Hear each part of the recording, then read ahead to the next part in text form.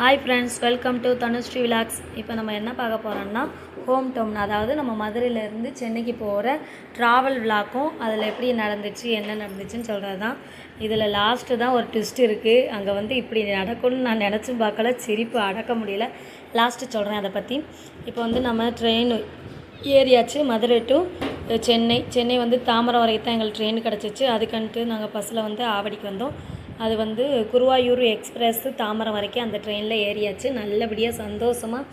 இப்போ நாங்கள் ட்ரெயினில் யார் நான் என் பசங்க 2 பேர் மட்டும்தான் நான் ட்ரெயினில் கிளம்புனோம். அதில் ஒரு பெரிய ட்விஸ்ட்டு என்னென்னா, நல்லா சந்தோஷமாக எங்கள் சித்தி ஏற்றி விட்டு எல்லாருமே காப்பி டீ வடை எல்லாமே சாப்பிட்டு நல்லபடியாக கிளம்பணும். கிளம்பி ஏறி ட்ரெயின் மூவ் ஆகிட்டு இதான் எடுத்தேன் பிக்கு, ட்ரெயினுக்குள்ளேருந்து எடுத்தோம். அதுக்கன்ட்டு வீடியோ எடுத்தேன். எல்லாம் ஹாய் ஏறி முடித்ததும் உட்காந்தவொடனே செத்திரம் கழித்து வீடியோ எடுத்தோமா, ஹாய் சொல்லிச்சு பசங்க எல்லாம். வீடியோ இன்றைக்கி லாங் ட்ரைவ் வீடியோ எடுத்து முடிச்சுட்டு சாப்பிட்டோம். சாம்பார் சாதமும் இதை கொண்டு கொடுத்து விட்டாங்க அம்மா.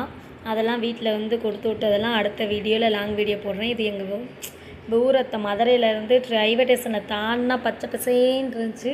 அதைத்தான் ஒரு வீடியோ எடுக்கலான்னு சொல்லி எடுத்தேன். ரொம்ப அழகாக க்ரீனஸ்ரியாக இருந்துச்சு, அழகாக இருந்துச்சு.